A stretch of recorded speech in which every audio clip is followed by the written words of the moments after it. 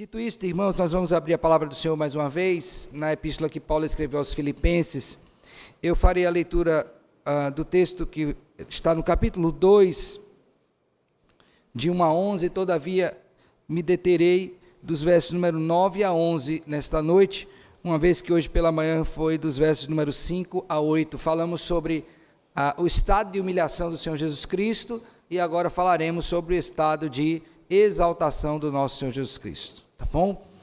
Então, abra sua Bíblia, Filipenses capítulo 2, verso número 1 a 11.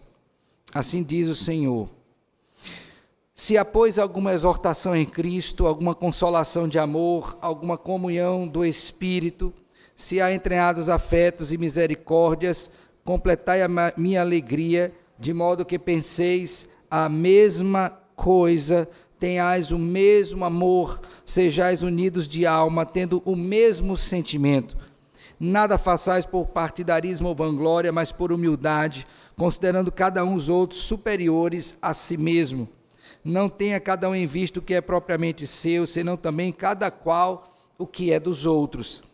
Tende em vós o mesmo sentimento que houve também em Cristo Jesus, pois ele, subsistindo em forma de Deus, não julgou como usurpação o ser igual a Deus. Antes, a si mesmo se esvaziou, assumindo a forma de servo, tornando-se em semelhança de homens, e reconhecido em figura humana, a si mesmo se humilhou, tornando-se obediente até a morte e morte de cruz. Pelo que também Deus o exaltou sobremaneira, e lhe deu o nome que está acima de todo nome, para que ao nome de Jesus se dobre todo o joelho, nos céus, na terra e debaixo da terra, e toda a língua confesse que Jesus Cristo é Senhor, para a glória de Deus Pai. Amém. Amém. Meus irmãos, ao lermos a palavra do Senhor e contemplarmos a obra do nosso Senhor Jesus Cristo, fica muito evidente para aquele leitor atento e certamente iluminado pelo Senhor, que há implicações diretas no que diz respeito à obra do Senhor Jesus Cristo e à nossa salvação. Não há como você desassociar uma coisa da outra, até porque Ele é o nosso Salvador, Ele veio para nos salvar. De um modo mais específico, nós podemos analisar cada estágio dessa obra do Senhor Jesus Cristo e perceber que cada uma delas tem uma implicação direta para a nossa vida. Deixe-me dar um exemplo disso, na verdade, dois exemplos. O primeiro dele, que eu gostaria de tirar, está na epístola que Paulo escreveu aos Romanos. Por favor, abra sua Bíblia em Romanos, capítulo de número 8, e veja comigo o verso de número 29 e também 30. Aqui o apóstolo Paulo está falando sobre a obra da salvação e os efeitos disso na vida de um crente, contemplando desde o momento da vocação eficaz até a glorificação. São estas as palavras do apóstolo Paulo: porquanto aos que de antemão conheceu, também os predestinou para serem conformes à imagem de seu Filho. Perceba bem, todo projeto de salvação tem um alvo, é conformar-nos com a imagem de Jesus Cristo. Então, Cristo é este padrão aferidor para saber se a obra de fato foi levada a termo. E quando é que nós haveremos de ter esta imagem de Cristo Jesus? E aí o texto prossegue dizendo, preste bem atenção, a fim de que seja ele, o primogênito entre muitos irmãos, e aos que predestinou, a esses também chamou, e aos que chamou, a esses também justificou, e aos que justificou, a esses também o quê? Glorificou. Então, quando é que haveremos de ter esta imagem perfeita do Senhor? Na glorificação. Então, quando eu entendo a obra de Cristo Jesus, os seus estágios, tudo pelo que o Senhor Jesus Cristo passou, fica para mim mais compreensível o que haverá de acontecer comigo e qual é a garantia disto. Então, se Cristo ressuscitou dentre os mortos, também eu ressuscitarei dentre os mortos. Se Cristo foi glorificado, também eu haverei de ser o quê? Glorificado. Então, a minha compreensão acerca da obra de Cristo, e tudo isso à luz da Escritura Sagrada, fará com que eu entenda aquilo que Deus está fazendo em mim, por meio de Cristo Jesus. Esse é o primeiro exemplo. O segundo exemplo que eu gostaria que você tivesse acerca dessas implicações ou efeitos da obra de Cristo em nós está em Efésios capítulo 1. Por favor, abra sua Bíblia agora nesse texto. Tendo o apóstolo Paulo falado sobre a obra da salvação, e isto envolve a pessoa do Pai, do Filho e também do Espírito Santo de Deus, agora ele vai fazer uma oração em favor dos crentes ali em Éfeso. E eu queria que você prestasse bem atenção nessa oração, sobretudo na parte final, porque ela está relacionada diretamente com a exaltação de Cristo Jesus. Por favor, veja comigo, verso 15 de Efésios capítulo 1. Por isso também eu, tendo ouvido a fé que há entre vós no Senhor Jesus, e o amor para com todos os santos, não cesso de dar graça por vós, fazendo menção de vós nas minhas orações. Agora presta atenção. Para que o Deus de nosso Senhor Jesus Cristo, o Pai da glória, vos conceda espírito de sabedoria e de revelação no pleno conhecimento dele, iluminados os olhos do vosso coração, para saberdes, primeiro, qual é a esperança do seu chamamento. Segundo, qual a riqueza da glória da sua herança nos santos. Terceiro, qual a suprema grandeza do seu poder para com os que cremos, segundo a eficácia da força do seu poder. Que poder é esse? Aí ele vai explicar. Poder que ele exerceu em Cristo, ressuscitando dentre os mortos e fazendo assentar à sua direita nos lugares celestiais, acima de todo principado e potestade e poder e domínio e de todo nome que possa se referir, não só no presente século, mas também o quê? No vindouro. Então Paulo está orando, dizendo, meus irmãos, eu gostaria muito que Deus abençoasse vocês, e vocês entendessem o poder de Deus, poder esse que foi evidenciado na pessoa bendita do Senhor Jesus Cristo. Quando? Quando ele foi ressuscitado, e quando ele foi o quê? Assunto aos céus. Então quando eu olho para Cristo, ressurreto dentre os mortos, entronizado acima dos querubins, a mim me vem a impressão de que esse poder que foi disponibilizado para ressuscitar de Cristo dentre os mortos, é o poder que também está disponível para mim como crente. Então, a compreensão do que Deus fez em Cristo me ajuda a entender e perceber a dimensão do que Cristo também faz em mim por conta desta mesma ação. Nesse sentido, portanto, olhando para o texto de Filipenses capítulo 2, Paulo então vai ensinar para esses crentes como que esta exaltação do Senhor Jesus Cristo contribui para a minha vida espiritualmente falando. De que modo a compreensão de Cristo exaltado modela o meu viver, e particularmente a situação que está posta aqui, é no que diz respeito ao meu relacionamento com os irmãos. Em outras palavras, quando eu compreendo o que aconteceu com Cristo e os efeitos disso, algo na minha vida também acontecerá. Não é por mágica, mas exatamente pela atuação do Espírito do Senhor, que agiu em Cristo e que em Cristo também age em mim, modelando o meu procedimento.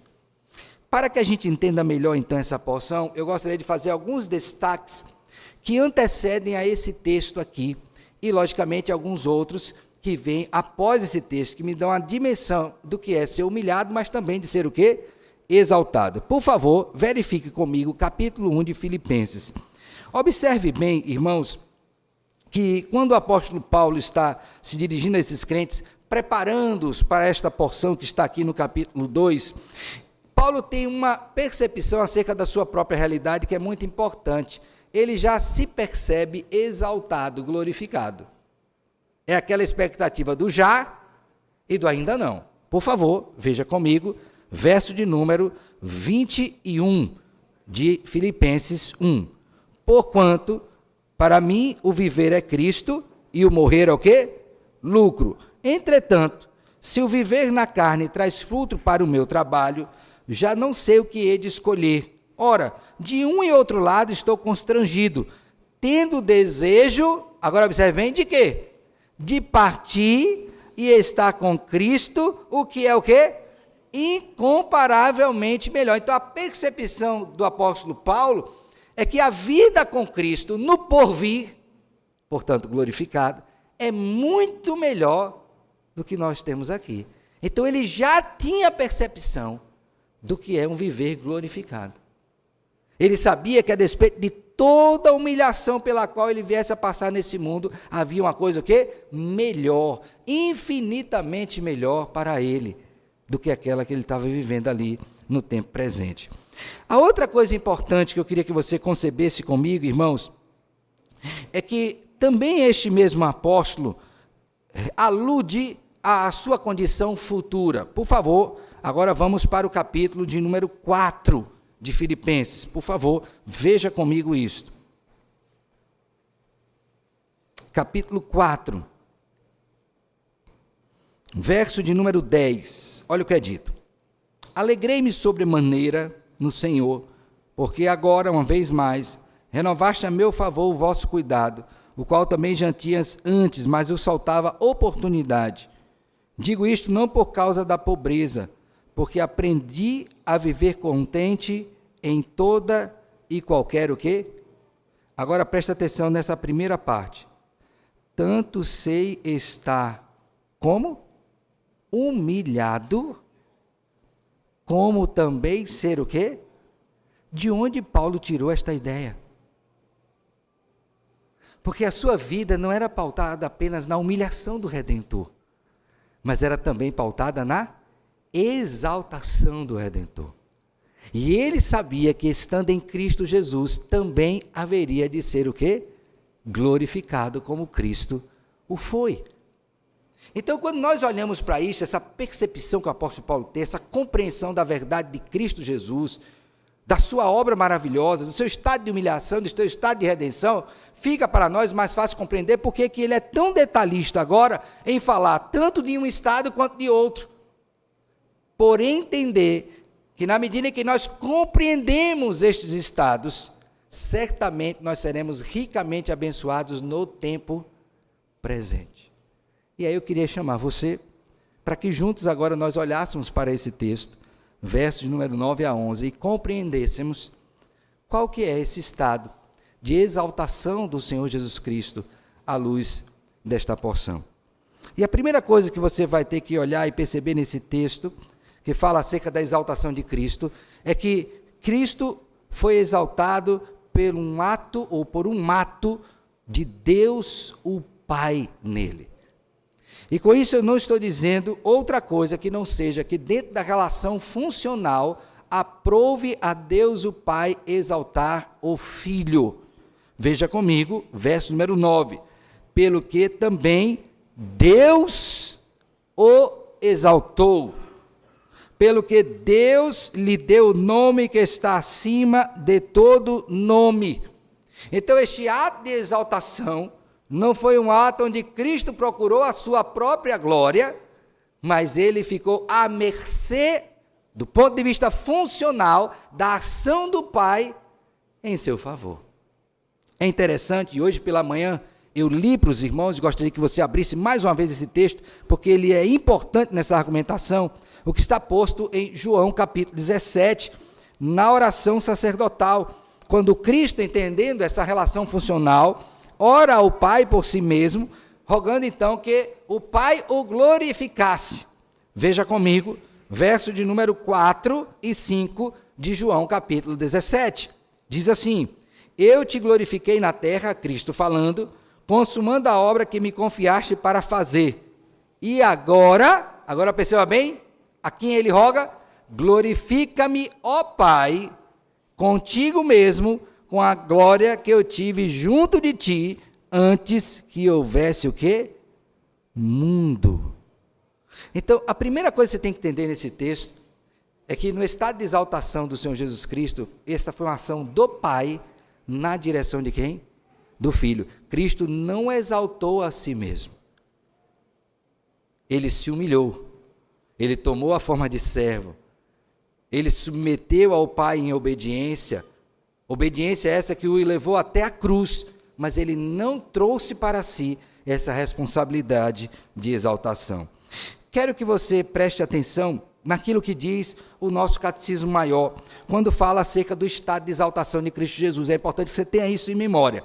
Na pergunta de número 51 do Catecismo Maior, é dito assim: o estado de exaltação de Cristo compreende, e aí veja, sua ressurreição, a ascensão, o estar assentado à destra do Pai e a segunda vinda para julgar o mundo.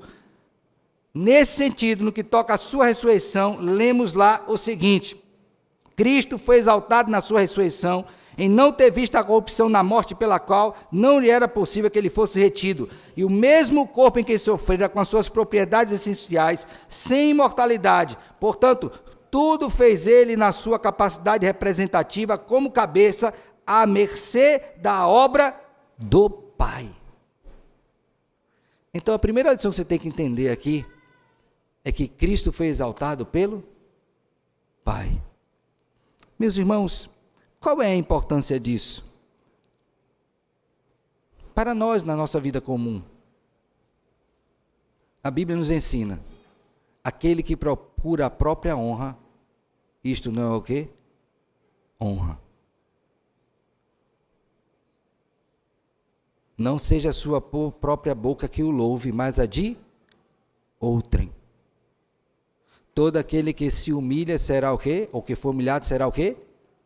Exaltado. É sempre uma ação passiva e não ativa. Então, infelizmente, muitas vezes, nos nossos relacionamentos, nós queremos buscar a glória de homens. E quando não a recebemos, fazemos todo o custo para tê-la. Mas não foi assim com o nosso Redentor. Deus, o Pai, o exaltou. Você é assim também? Eu lembro de uma história que foi contada certa feita.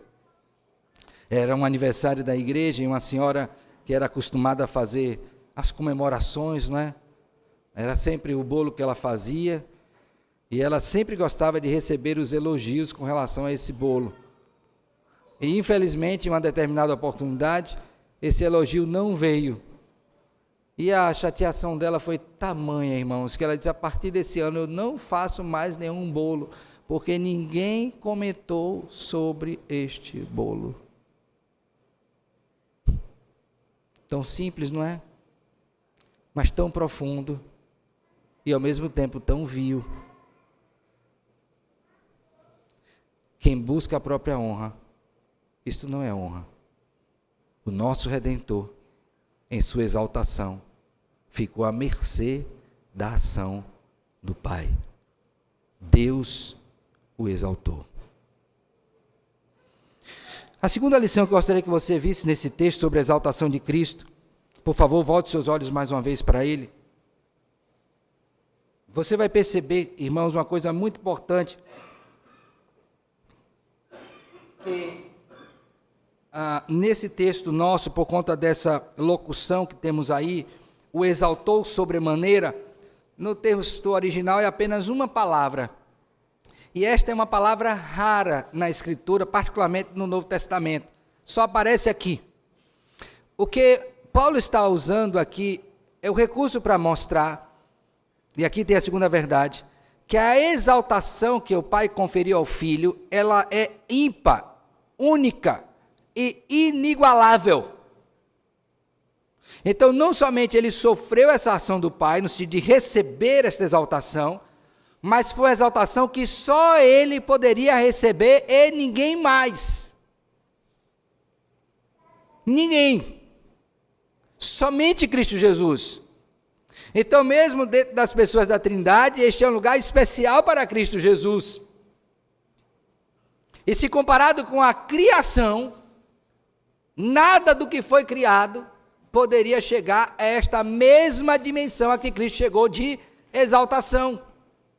Então, Paulo está nos mostrando aqui, irmãos, através do uso dessa palavra, que exaltou sobremaneira, que ninguém pode alcançar a glória de Cristo Jesus.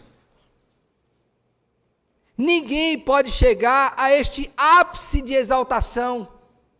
Ninguém pode superar a Cristo. Ele é único.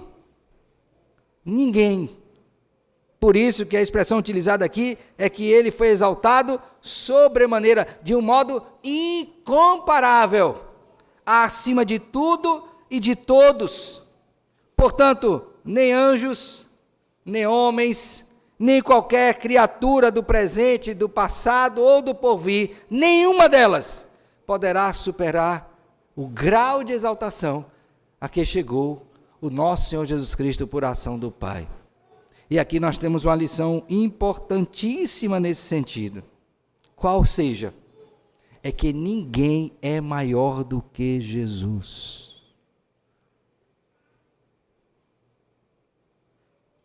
Ninguém.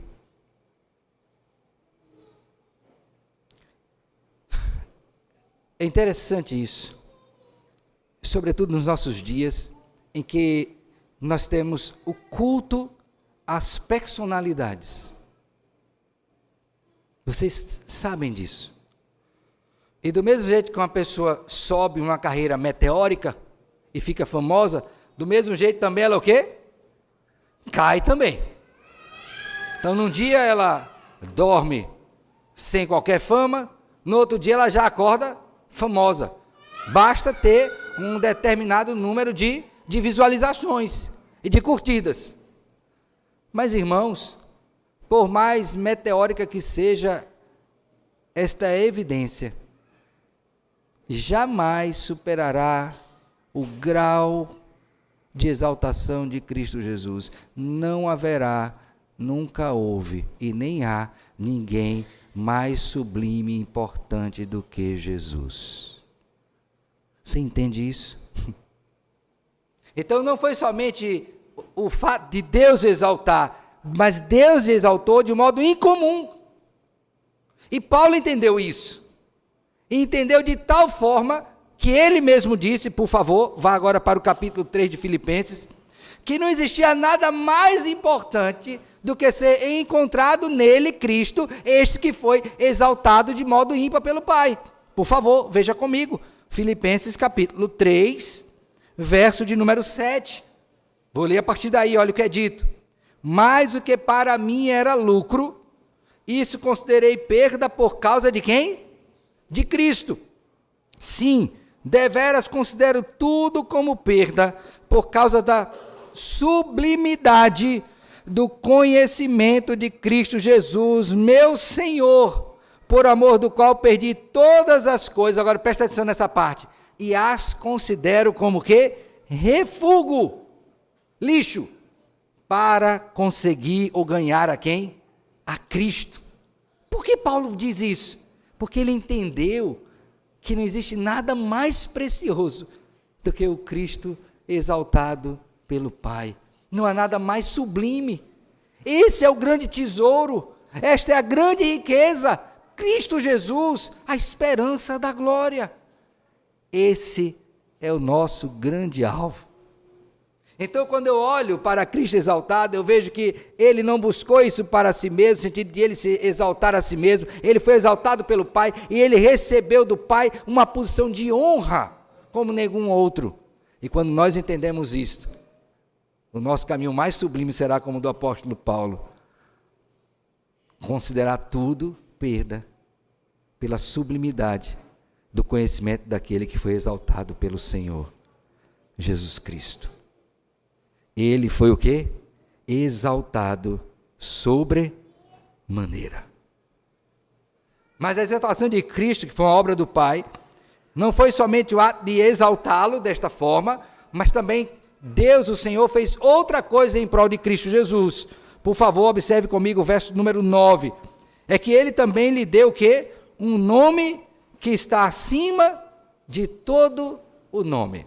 Meus irmãos, dentro da tradição judaica, nós sabemos que o nome é certamente algo de grande importância.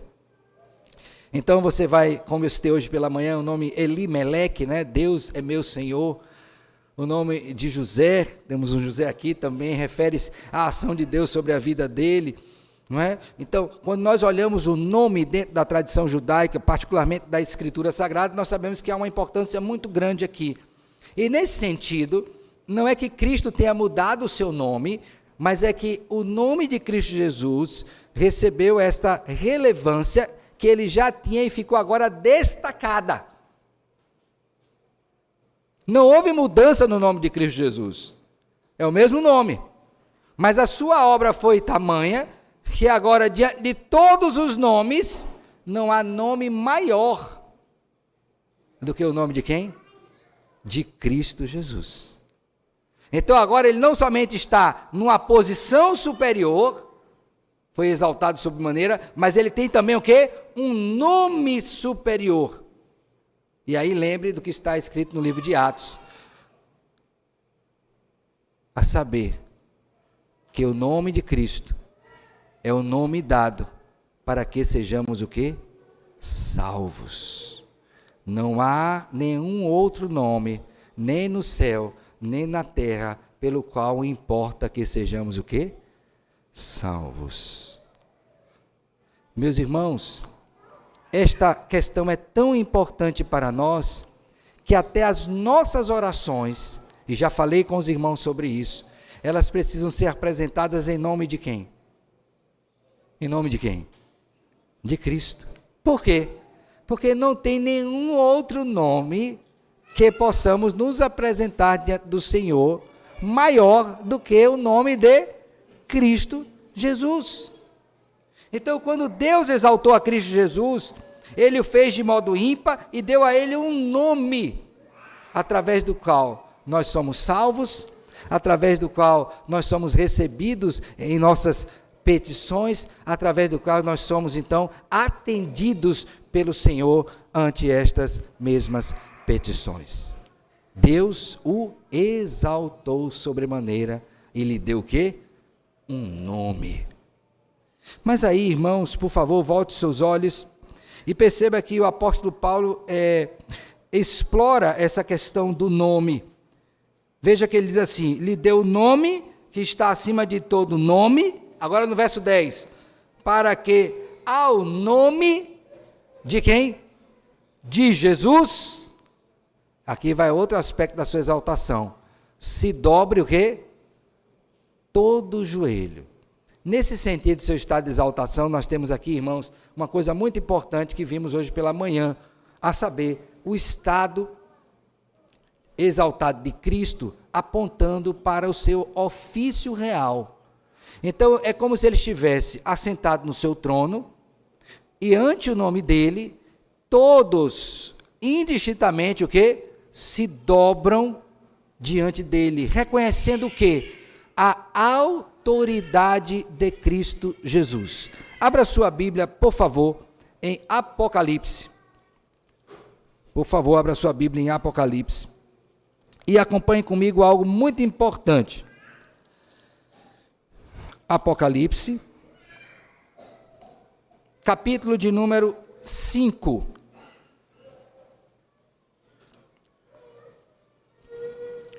Apocalipse, capítulo de número 5. Abriram? Vou ler a partir do verso número 1. Aqui é a visão de João. Vi na mão direita daquele que estava sentado no trono um livro, escrito por dentro e por fora, de todo selado com 7 selos. Vi também um anjo forte que proclamava em grande voz, presta atenção nisso, quem é digno de abrir o livro e lhe desatar os selos? Quem é digno? Quem é que foi exaltado sobremaneira? Quem é que tem o nome acima de todo nome? Quem é aquele que ante o seu nome se dobrará todo o joelho? E aí leia o texto comigo, diz assim, ora, nem no céu, nem sobre a terra, nem debaixo da terra, ninguém podia abrir o livro, nem mesmo olhar para ele. Percebeu a linguagem? Nem no céu, nem sobre a terra, e nem o quê? Debaixo da terra. Esta é a mesma linguagem que foi utilizada em Filipenses capítulo 2, que ao nome de Cristo, nem no céu, nem na terra, e nem o quê? Debaixo da terra. Ora, nem foi dado alguém para olhar para ele. Verso 4, João. E eu chorava muito, porque ninguém foi achado digno de abrir o livro, nem mesmo de olhar para ele. Todavia, um dos anciãos me disse: não chores, eis que o leão da tribo de Judá, a raiz de Davi, venceu para abrir o livro e os seus 7 selos. Então vi no trono, no meio do trono e dos 4 seres viventes, e entre os anciãos de pé, um cordeiro, como tendo sido morto. Ele tinha 7 chifres, bem como 7 olhos, que são os 7 Espíritos de Deus enviados por toda a terra. Veio, pois, e tomou o livro da mão direita daquele que estava sentado no trono. E quando tomou o livro, os 4 seres viventes e os 24 anciãos, agora presta atenção nessa expressão, prostraram-se diante do Cordeiro. Marque aqui essa página da Escritura e volte lá para Filipenses 2:10. Olha o que é dito, ó. Para que ao nome de Jesus se dobre todo o joelho. O mesmo ato de adoração que está em Filipenses é o mesmo ato de adoração que está em Apocalipse capítulo 5. Então, quando Paulo está aludindo a isso, ele tem em mente esta cena celeste, onde todos se dobrarão diante do Cordeiro. Volte, por favor, para Apocalipse, capítulo de número 5 ainda, verso 8. Os anciãos prostrados diante do Cordeiro, tendo cada um deles harpa e taças de ouro cheias de incenso, que são as orações do santo, e entoavam um novo cântico, dizendo, presta atenção, digno és de tomar o livro e abrir-lhe os selos. Agora observe, porque foste morto e com teu sangue compraste para Deus os que procedem de toda língua, tribo, povo e nação, e para o nosso Deus constituíste reino e sacerdotes, e reinarão sobre toda a terra. Verso 12, proclamando em grande voz, digno é o Cordeiro que foi morto de receber o poder e riqueza e sabedoria e honra e glória e o quê? E louvor. Volte para Filipenses. Você entendeu agora porque Paulo está dizendo que no estado de exaltação de Cristo, ele recebe um nome e diante dele todos se dobram? Por uma razão, não há ninguém tão digno quanto Cristo Jesus. E aqui eu queria tirar mais uma lição para nós disso, irmãos. Porque uma vez que se procura pessoas dignas, ou seres dignos, e ninguém é achado que possa tomar esse livro, ainda hoje, meu filho, ninguém pode se aproximar do Senhor a não ser por meio do único digno, que é o Senhor Jesus Cristo. A compreensão de Cristo exaltado mostra, irmãos, que todos nós estamos na mesma condição, mortos em nossos delitos e pecados, e se não fosse a graça de Deus em nós, jamais seríamos salvos e adentraríamos na presença de Deus pela mediação de Cristo Jesus. Deus o exaltou sobremaneira, Deus lhe deu um nome, diante do qual todos devem se dobrar, e não há nem no céu, nem na terra, e nem debaixo da terra, qualquer ser tão digno quanto Jesus. Quando eu estava pensando sobre isso, uma das questões que pensei em aplicar foi a seguinte: quando nós estamos aqui na casa do Senhor para adorar, a quem adoramos? A quem adoramos? Ao pastor? Aos presbíteros? Aos diáconos? Aos irmãos? Não, queridos. Quando nós entendemos o nosso Cristo exaltado, o único digno de receber a glória no culto e na nossa vida é o Senhor Jesus Cristo, e não há outro além dele. Você entende isto? Você não vem ao culto para se agradar, ou para ser agradado. Você vem ao culto para honrar ao único digno, diante do qual todos nós devemos nos dobrar, Jesus Cristo, o nosso Senhor. Mas aí o apóstolo Paulo fala de uma outra etapa da exaltação de Cristo. Por favor, veja comigo. No verso de número 11, ele agora coloca a seguinte questão: esse que foi exaltado e que recebeu o nome ante o qual todos se dobram, agora eles haverão de confessar. Por favor, veja comigo o verso 11, assim: e toda língua confesse que Jesus Cristo é Senhor, para a glória de quem? Deus Pai. Meus irmãos, quando nós estivermos na presença do Senhor Jesus Cristo para esta confissão, haverá apenas dois grupos diante do Senhor: aqueles que foram encontrados em Cristo e que de fato vão confessar, mas não me parece que esse texto esteja falando destes apenas. Por quê? Porque o termo confessar aqui não é somente dizer que Cristo é Senhor, mas é uma confissão que se dá a partir da compreensão de que negou-se dizer que Cristo era Senhor. Deixe-me explicar melhor isso. É como se o apóstolo Paulo estivesse dizendo o seguinte: quando Jesus Cristo vier na sua glória, portanto, exaltado, todos aqueles que não confessaram a Cristo vão ter que admitir que Ele é Senhor. E nesse sentido nós temos a dupla situação quando Cristo vier a sua segunda vinda. É que Ele virá para levar o seu povo, que já o confessou, mas também para julgar aqueles que não confessarem, que terão que admitir, querendo ou não, que Jesus Cristo é Senhor, para a glória de Deus Pai. Por favor, abra sua Bíblia no Evangelho segundo escreveu Mateus, e veja comigo um importante ensino do Senhor Jesus Cristo sobre isso. Por favor, Mateus, capítulo de número 10. Mateus, capítulo 10. Observe bem que Cristo dá instrução com relação a confessá-lo e os efeitos disso no mundo por vir. Observe bem comigo, Mateus capítulo 10, verso 30, vou ler a partir daí. E quanto a vós outros, até os cabelos todos da cabeça estão contados. Não temais, pois, bem mais valeis vós do que muitos pardais. Portanto, todo aquele, preste bem atenção, que me confessar diante dos homens, também eu confessarei diante de meu Pai, que está onde? Nos céus. Agora presta atenção na parte final. Mas aquele que me negar, portanto que não confessar, diante dos homens, também o quê? Eu negarei diante de meu Pai que está nos céus. Então, quando você vê o apóstolo Paulo dizendo que toda língua terá que confessar, ele está dizendo o que ali, irmãos? Ele está dizendo que quem porventura nesta vida não admitiu que Cristo é Senhor, terá a ocasião de fazê-lo, quer queira ou não.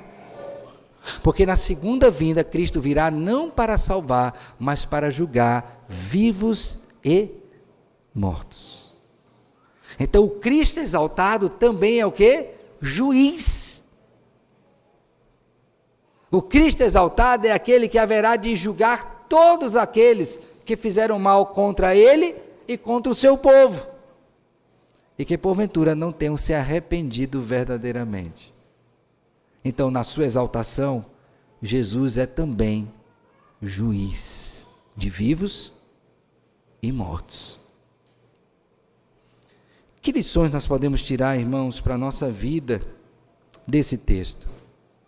Quando o apóstolo Paulo falou sobre o estado de humilhação e de exaltação de Cristo Jesus, ele tinha em vista uma questão específica na igreja de Filipos, que era exatamente ter comunhão entre os irmãos.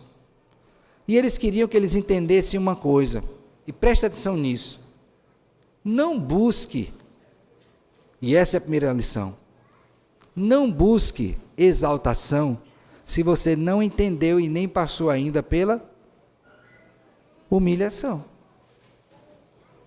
Vocês entenderam? O nosso Senhor Jesus Cristo fez o caminho de quê? Humilhação, para depois o quê? Exaltação. O caminho até a glória passou necessariamente pela humilhação. Então é importante que você entenda que se você quer ter os benefícios da exaltação, necessariamente você terá que passar antes Pela humilhação.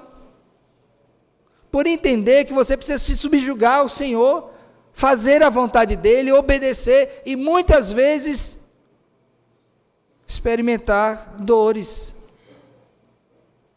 Porque Ele experimentou isso na medida em que deu-se a si mesmo, morrendo na cruz por nós. E aqui me parece que nós temos um grande problema na humanidade, por que dizer na igreja. Queremos glória, mas não queremos humilhação. Esses dias eu estava conversando com uma pessoa, hoje tem o tal do assédio moral. Já viram isso? Com certeza, né? Então a pessoa está trabalhando, eu vou processar a empresa que eu estou sofrendo o quê? Assédio moral, assédio moral. E eu fico pensando, e eu sei que tem situações que realmente são graves e que precisam ser analisadas, mas será que nós não estamos, como crentes me refiro, adotando o mesmo padrão do mundo e não querendo nos submeter às coisas mínimas, por exemplo, numa relação de trabalho? E eu conversava com uma moça que disse que ia pedir demissão do emprego, porque não suportava mais varrer o local onde ela trabalhava. Isso era assédio moral, era humilhação. O local que ela sentava. E na cabeça dela, ela não estava sendo paga para isso, era só para sentar.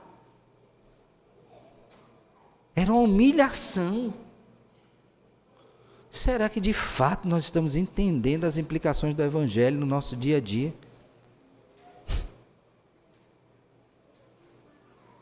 Se a pessoa, se Cristo fosse cobrar assédio moral dos guardas,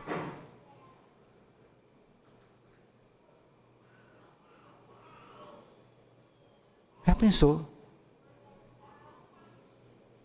Irmãos, nós precisamos amadurecer como crentes, e uma das coisas é que, querendo ou não, a vida cristã implica em sofrimento, em muita humilhação, pelo testemunho de Cristo Jesus. Porque todos aqueles que querem viver piedosamente em Cristo serão o quê? Perseguidos. E isso pode implicar humilhação. E não é pequena. Então, você quer experimentar a glória? Amém. Mas antes você tem que passar pelo quê? Pela humilhação. A segunda coisa que eu queria que você entendesse à luz desse texto, irmãos, é que a humildade é uma virtude cristã. E como tal, nós precisamos estar em Cristo, não somente para compreendê-la, mas para experimentá-la na nossa vida. E ser humilde, segundo o texto que nós aprendemos, é estar preparado não somente para obedecer, mas também para ser exaltado.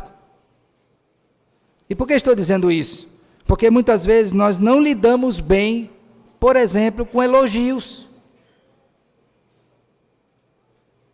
Lembremos do rei de Israel, que tendo sido elevado pelo Senhor a uma posição de destaque ante os demais reis, o seu coração se exaltou.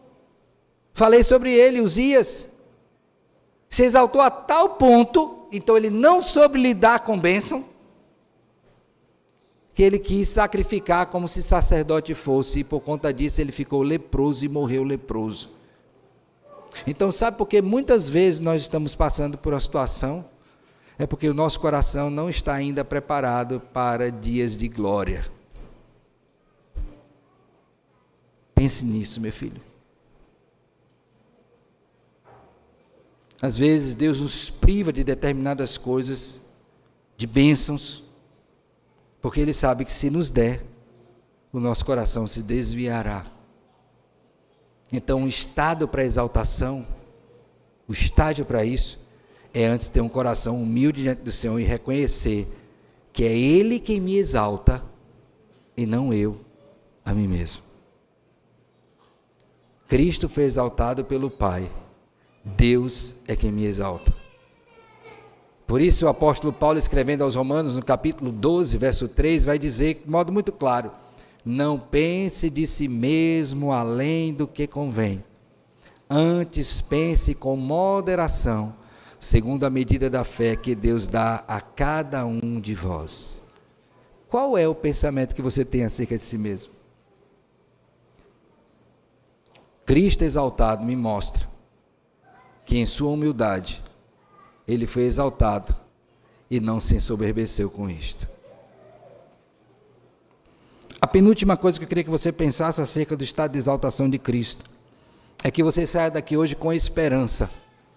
E nesse sentido, meu querido irmão, é possível que você esteja experimentando dias de muita humilhação, de muitas dores, de muitas angústias, próprias da nossa vida cristã, mas vá para casa hoje lembrando, o mesmo Deus que está me concedendo passar por tal coisa está comigo, passando inclusive pelo vale da sombra da morte comigo, é o mesmo Deus que me garante que em Cristo eu serei glorificado. Lembre do que o apóstolo Paulo diz, que as angústias do tempo presente não se compara à glória que há de ser revelada em nós, em Cristo Jesus. Você vive aqui dificuldades, é certo, mas não se esqueça de olhar para frente, mirando a Jesus Cristo, e saber, como o apóstolo Paulo diz, que partir estar com Cristo é o quê? Incomparavelmente melhor. E finalmente, eu queria que você levasse para casa uma palavra de exortação e encorajamento, no sentido de propagar a palavra do Senhor. Em que sentido? Mostre para as pessoas, fale para elas, que o seu Cristo, o nosso Cristo, veio, habitou entre nós encarnado, viveu, sofreu, morreu, foi sepultado, permaneceu ali 3 dias, mas ressuscitou e vive está à destra de Deus Pai, donde há de vir para julgar vivos e mortos. Fale isto. E esta minha fala eu não tirei de mim mesmo, irmãos, pois certa vez Lutero foi interpelado sobre as verdades do Evangelho e ele de modo muito claro disse, quem que não sabe, ou quem já não tenha ouvido que Cristo haveria de vir ao mundo? Quem não ouviu que ele sofreu entre nós? Quem não ouviu que ele morreu e foi sepultado? Quem não ouviu que ele ressuscitou, ficou entre nós por 40 dias e foi assunto aos céus? Quem não ouviu isto? E ele encerra dizendo, a despeito de todos saberem, eu não posso deixar de proclamar tais verdades, porque o meu Cristo humilhado também é o meu Cristo exaltado, e as pessoas têm que entender que o meu Cristo exaltado é o Deus Todo-Poderoso, cujo nome está acima de todo nome, e diante do qual todo joelho se dobrará, e toda língua confessará que Ele é Senhor, para a glória de Deus Pai. Fale isto, fale com convicção, fale com alegria, fale com seriedade, mas não deixe de falar de Jesus Cristo. Que Deus tenha misericórdia da sua vida e te abençoe, que Deus te fortaleça e te encoraje a viver confiado no Cristo que foi humilhado, mas que também foi exaltado. Que Ele te abençoe. Amém.